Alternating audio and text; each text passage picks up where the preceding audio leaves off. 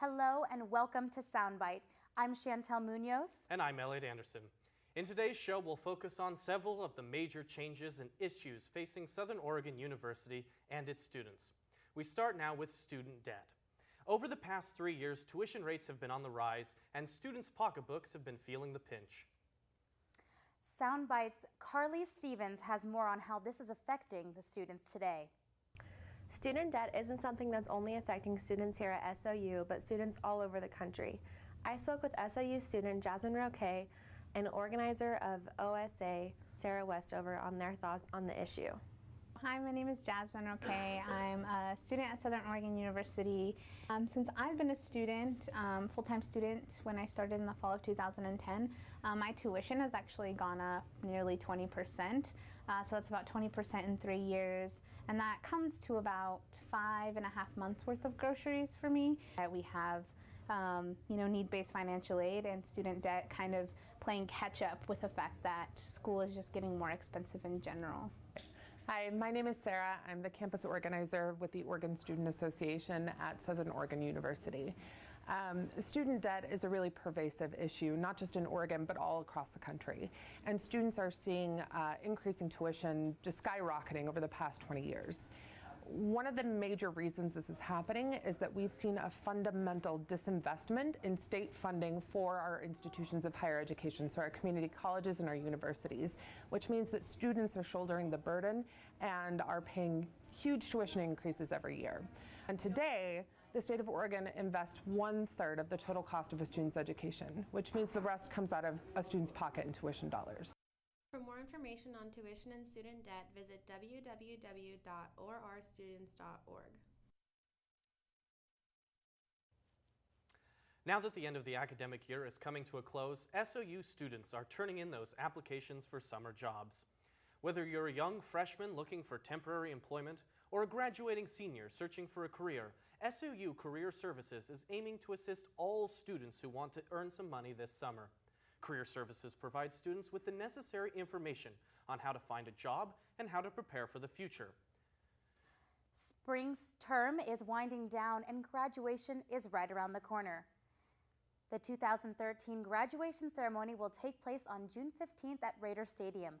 The ceremony begins 9 a.m., general seating in the grandstands and bleachers, and on both sides of the arena available on a first-come, first-served basis.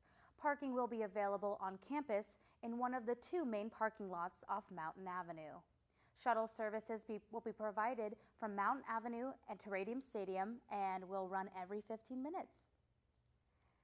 Southern Oregon University is right now in the middle of an enormous 5-year refocusing and rebranding effort. For years, low recruitment and retention rates have forced the university to operate under an unsustainable financial model.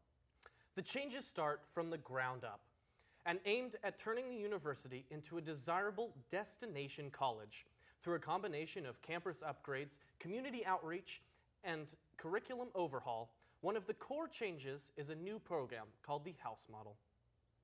Better be Gryffindor! Saying that SOU will be soon divided into different houses inevitably brings up images of Harry Potter, and other than the magic part, they work in similar ways. Starting in the fall of 2013, a select group of incoming freshmen will be divided into one of 2 houses. The Green House, focusing on sustainability and environmental change, and the Social Justice House, focusing on solving problems of equality and marginalization in our evolving world. The House Model is designed to replace the existing core curriculum, especially the university seminar classes, and will eventually include students from all grade levels. The overarching goal of this initiative is to increase permeability between students, faculty, and the larger community. It will give local community members and business leaders the chance to teach in the classroom. It will give students the chance to gain real-world experience through internships and outreach programs. It changes the traditional teacher, research, and advisor role into a single, multifaceted mentor-focused role, where teachers' influence reaches past the initial 4 years on campus and continues to provide advice and support after graduation. While administrators admit they cannot predict exactly what the House initiative will evolve into or how successful it will be, they say it will adapt to fit the needs of the campus and the success of the students. After the initial 2 pilot houses launched this fall, others are expected to be added each year. Administrators say they have not worked out all the problems, including how to fit transfer students into the model, and expect many issues to be dealt with as they arise. Prioritization is a big topic on campus and has sparked many contrasting opinions by both students and faculty of Southern Oregon. Arranging items in order of importance, otherwise known as prioritization, is exactly what is happening to the programs and departments at SOU. Last Wednesday, administration released the lower rankings on the list, one including the Multicultural Center. Student Promise Grace expressed her attachment to the center. I know personally that if it were not for the MRC, I would not have continued to go to college, and I would have dropped out my first year. Dan Deneau, co-chair of prioritization, says these reports are not final decisions of this process. What the reports suggest are more of a guideline for how the university should change down the road. Other programs on the lower end were the athletic department and the preschool. However, prioritization does not necessarily mean programs will be cut as much as it does programs will be changed. And ways to allocate the resources that we have in a way that makes sense for the good of the university and for the good of the students. With a lot of work ahead, this process has some concerned and some excited for the possible changes at the university. Looks like we'll just have to wait and see what lies ahead. For more information, visit the Southern Oregon University website. SOU students have elected a new president, Tommy Letchworth, who spoke this morning with SoundByte.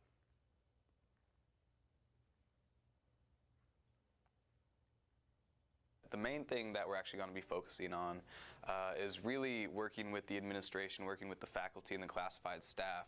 As you may be aware, tuition has been going up every year for roughly the past 20 years as the state cuts funding consistently every biennium. The problem is that the tactics that we've been employing for the past 10 to 15 years of going up lobbying individually, first the students go and then the administration goes and then the classified staff go, and it's all separate.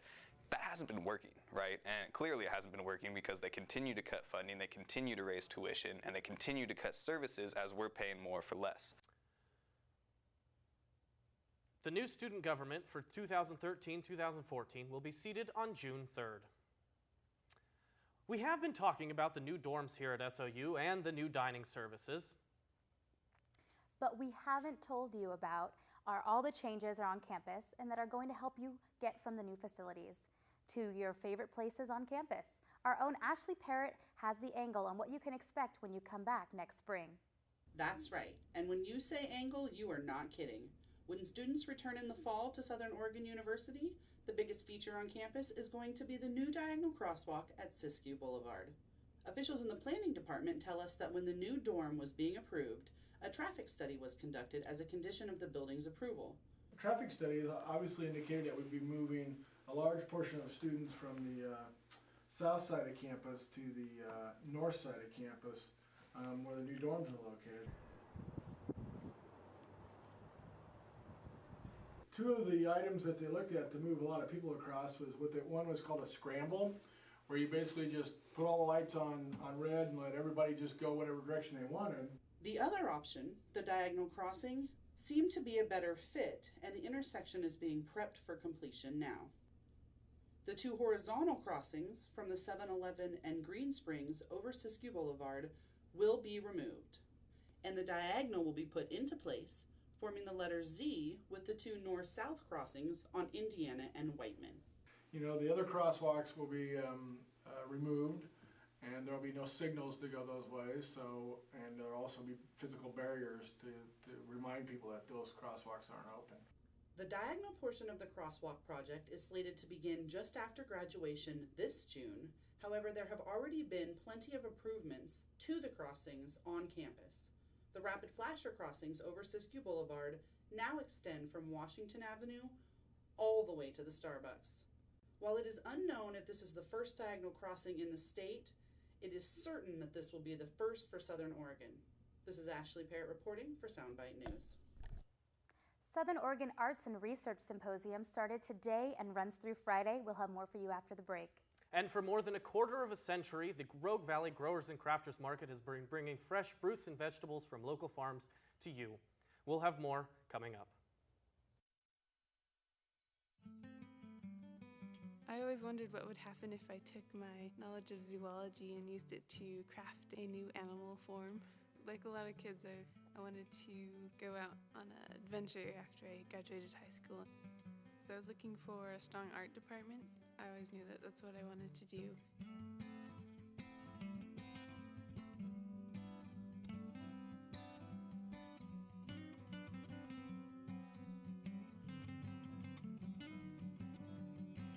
One way I define art is as an imitation of nature.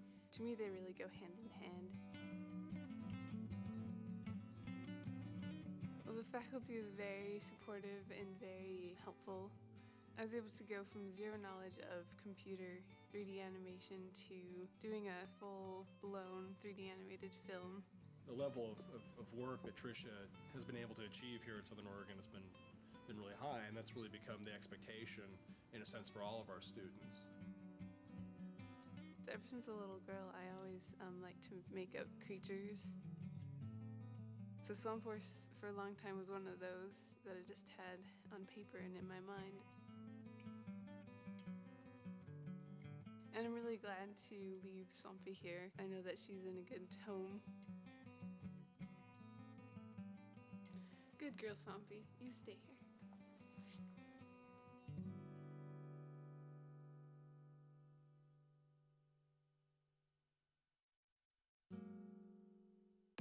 We serve non-perishable food, fresh produce from the campus garden, hygiene and household supplies, and pet food to students in need. And we've taken in over 2,000 pounds of donations and moved almost as much directly to students.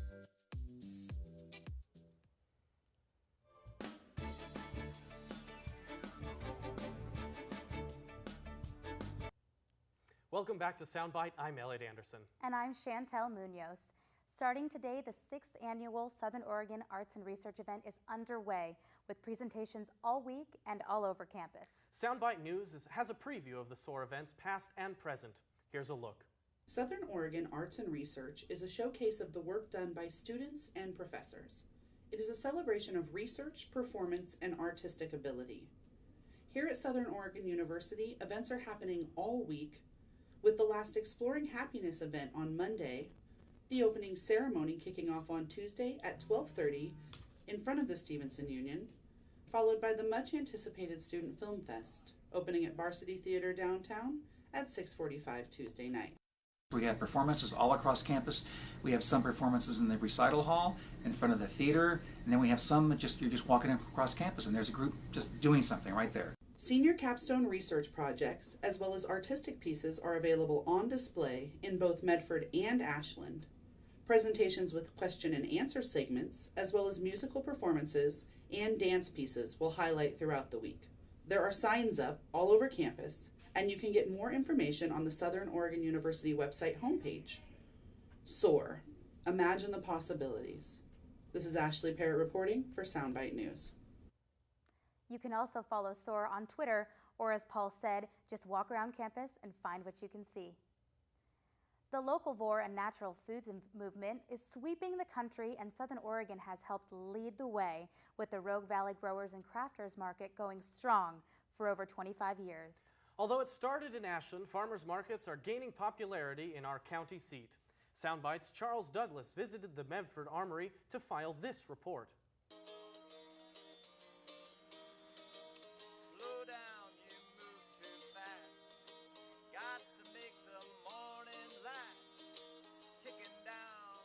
It's springtime and time to smell the flowers at another season of the Rogue Valley Growers Market. They've been doing it here at the Medford Armory for some years now, but starting this Saturday, May 11th, they will be growing to the Commons in downtown Medford, the same spot where they held the Pear Blossom Festival for the first time this year. We spoke to Rogue Valley Growers Market General Manager Lori Hopkinson about the growth and future development of farmers markets here in the Rogue Valley. There's a lot of motivations for buying local and buying farm direct. Growers markets throughout the nation have grown exponentially over the last several years, and the Rogue Valley Growers and Crafters Market has grown to over 170 members. So that's farmers, ranchers, specialty food producers, crafters that are part of our organization. We've added another location. So we operate in Ashland, downtown, on Oak Street, and in Ashland at the Armory on East Main and Whiteman. We operate here in Medford at the Thursday Armory, and we just added a location at the Commons in downtown. So not only are we growing in membership, but we're also growing in location. For more information, visit rvgrowersmarket.com. Reporting from beautiful downtown Medford, this is Charles Douglas for SoundByte. Growers and crafters markets are also held here in Ashland every Tuesday morning at the National Guard Armory on East Main Street and every Saturday morning on Oak Street downtown.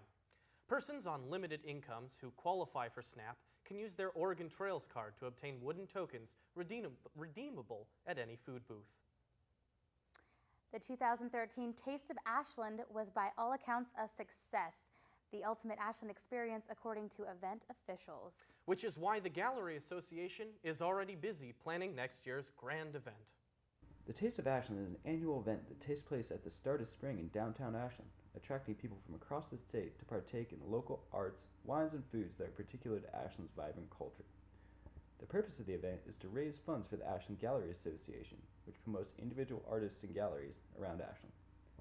Patrons who attended the event were given wine glasses with yellow stickers signifying they had bought a ticket, allowing them to enter art galleries and enjoy wine and food without paying any extra cost. They also received maps detailing where they could find the galleries that supported the event. The wineries and restaurants worked in unison to create the perfect combination of libations and comestibles for the crowd's pleasure. Last week, members of Southern Oregon Film and Television, or SOFAT, went out to Salem to show their support for the movie industry in Oregon. For more on the story, we head to Parker Mills.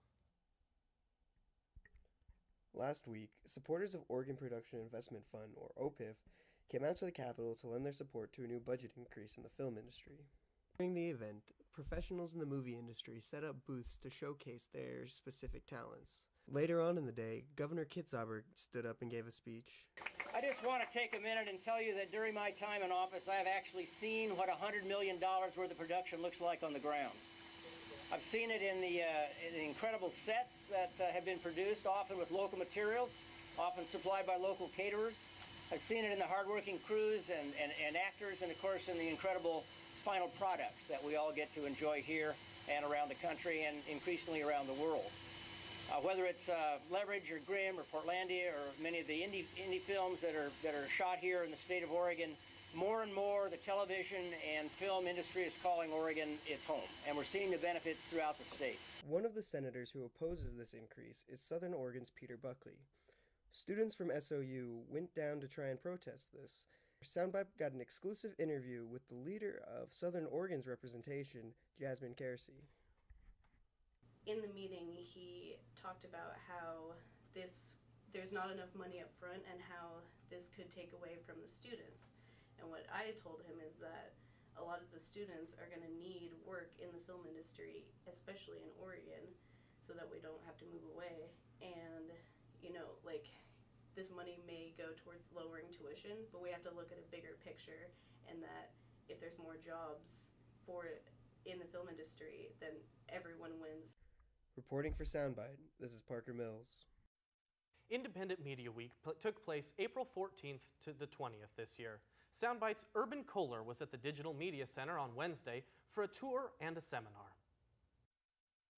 A tour of the Digital Media Center on the SOU campus during Independent Media Week was followed by a seminar of independent media in the Rogue Valley, including Rogue Television, KSQQ Radio, and Rogue Valley Community Press. We're a volunteer-run station.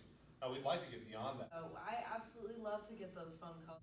Then once we have that file, we download it and we put it into this MegaSeg program. That's the software that we use to play the music and the syndicated programs we play. It really is super, super simple. Published with some folks, the Rogue Valley Community Press. Discussion included history and the activities of different independent media outlets in the Rogue Valley, as well as information on how to get involved in independent media. I'm Urban Kohler, SOU SoundBytes. To get involved with independent media in the Rogue Valley, contact RVTV Public Access Television at the Digital Media Center on SOU campus and KSKQ Radio on Hershey Street in Ashland. The sun has got his hat on, and it's time to get out and play. With the early summer-like weather, many outdoor activities have started early this year, and not many places offer as many opportunities to get out and enjoy them as Southern Oregon and Northern California. Hiking and biking the miles of trails around our area is always a popular choice.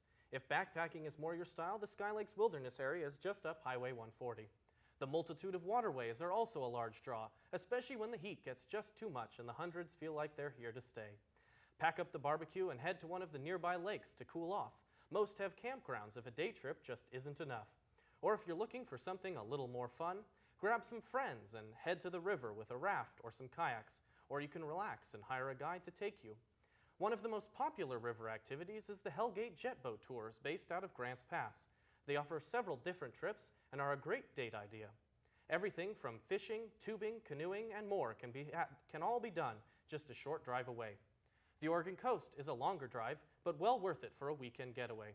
Crater Lake, the Oregon Caves, and the Redwoods are also fun to go explore. We'll be right back with sports. Dustin is in the SoundByte Sports Center with the latest.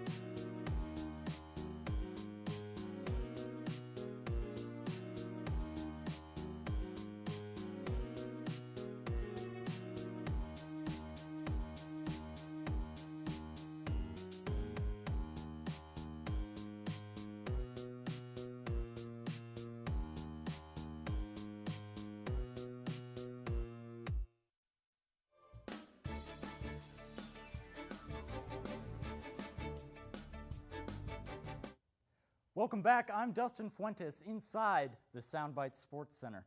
Now we're going to start by taking a look at the NBA playoffs. It's been an interesting second round with OKC and Memphis. You know, Kevin Durant, he's kind of carrying the load himself without Russell Westbrook. And, well, Memphis really doesn't have a superstar, and they're leading the series 2-1. We also take a look at the Spurs, who are tied with the Golden State Warriors 2-2. Now, it's kind of a youth versus veterans type of situation, very interesting to watch. Next, we take a look at the Knicks and the Pacers. Now, it's actually unbelievable that the Pacers are leading 2-1 because Carmelo Anthony is the scoring champion for the Knicks. Who would have thought? And finally, we take a look at Miami and the Chicago Bulls. Wow, what a series. It's been pretty violent, to say the least, with a number of technicals and flagrant ones. But Miami, with LeBron, is leading 2-1. Next, we'll take a look into cheerleading. Now, the Raider Nation cheerleading tryouts ended yesterday, and we had an exclusive look into what it takes to bring the spirit.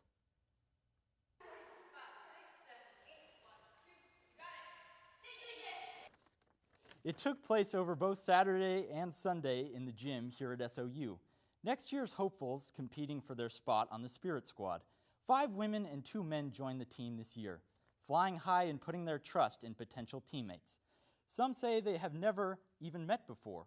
While there is typically 1 tryout each year, there are some openings for the ladies as flyers and for the guys as well. Head coach Tina Siegel says that the team will begin practicing at the start of fall term, but they already put in 3 to 5 hours of practice a day to be prepared for the football season. Siegel also tells us that these members will stay together through the last basketball game in late February and early March. So you can count on them to be raising the roof all year long. Are you interested in taking a stand against cancer? Well, look no further. As the Spirit Rock will tell you, anticipation for this year's Relay for Life is in full swing here at SOU. On Saturday, May 18th, SOU students and community members alike will gather at Raider Stadium to partake in a 24-hour walk against cancer. The event will include many festivities and also a time of reflection and remembrance for those who have been affected by cancer. Relay teams have spent the last several months planning and raising money for the event. All proceeds will support cancer research and those being affected by the disease. For more information on ways to get involved, visit the Relay for Life website at www.relayforlife.org. For further information on the Relay for Life event, we invited Colleen Bremner, the team development co-chair, to come into our studio for an interview. Dustin sat down with her to talk about this year's event. Hello and welcome to SoundByte. I'm here with Colleen Bremner, an SOU student and also the team development co-chair for Relay for Life. Colleen, what is your position and title? So Team Development Co-Chair is really all about creating the teams and establishing the teams for the event, which is this Saturday, May 18th, starting at 10 a.m. So my job is to recruit team captains, which are the leaders of the team, and then team captains then recruit their team members, and then we have those teams on the field, and I'm in charge of mentoring them and making sure that they have everything they need for the day of. All right, great. Now, this is the SOU Relay for Life event. So you're obviously recruiting SOU students. How do you get students involved? Well, actually, it's fairly easy. Students really want to volunteer, and they really have a passion for helping people with cancer. So just being able to say that the event is all for people with cancer or people who have been caregivers for cancer has been really great, and just saying that people obviously want to get involved, including students. Yeah, absolutely. Now, what sort of groups on campus have been involved with Relay for Life this year? Wow, there's a lot. Okay, so you've got AK Psi, we have the Business Club, we have Fourth Floor Legends, which is a place in Green Springs, so a bunch of residents. We've got the RA team, we have several on-campus teams, so it's been pretty wonderful. Okay, great. Now, the event's coming up, you said, on May 18th. How do students get involved with that maybe weren't, on a team or just finding out about it and wanting to get involved? How do they go about that? Sure. So they can just show up the day of. We're always looking for extra hands and extra volunteers for setup and cleanup. So it's a 24-hour event. So it's from 10 a.m. on Saturday until 10 a.m. on Sunday. So we're always looking for people to help out with that. And if they just want to show up and celebrate with us, then we want that as well. So if they just want to celebrate someone that they know that has survived cancer, or someone that they know that they've been a caregiver for, or even just celebrate those people that are there and supportive of people with cancer, it's a great way to get involved. So they can just show up, and we'd love to have them. Okay, great. How do you think an event like Relay for Life at SOU, how does that benefit us as a community? Well, at SOU, having people involved, it benefits SOU because it's students that are involved. And so those students are going to grow up, and we're the leaders of the future. So it's going to help us in the long run with service and with leadership. And it's also helping our community in a way like never before. We're able to help people that have been through the struggle of hearing the words, "You have cancer." And so we're able to give those people some hope and able to help fund cancer research. And so it's helping our community in that way. It's pretty amazing work. Well, awesome, Colleen. Thank you so much for stopping by. We really appreciate it. I'm Dustin Fuentes, and once again with Colleen Bremner, back to you. Thank you, Dustin. I've personally participated in Relay for Life and find it to be a great event for such a great cause. Thank you so much for joining us tonight here at SoundByte. I'm Chantel Munoz. And I'm Elliot Anderson. And we want to leave you tonight with a special student-produced piece showcasing the Relay for Life event. So you're a survivor. Can you tell me a little bit more about that? Well, it's not too much to tell. I'm a very, very lucky survivor. You know, I still was told you have cancer, which is devastating.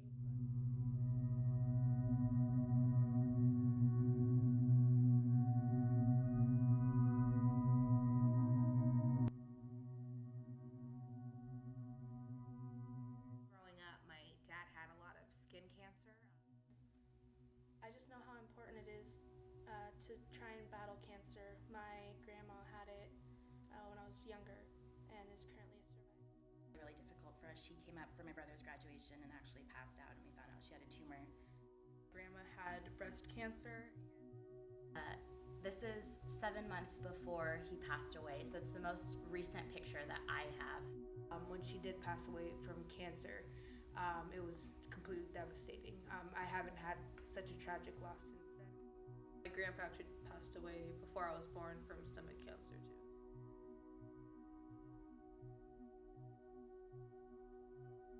Relay was started in 1985 by Dr. Gordy Klatt. He decided that he would go out onto a track, he would get people to support him, and he walked for 24 hours all by himself up in Tacoma, Washington.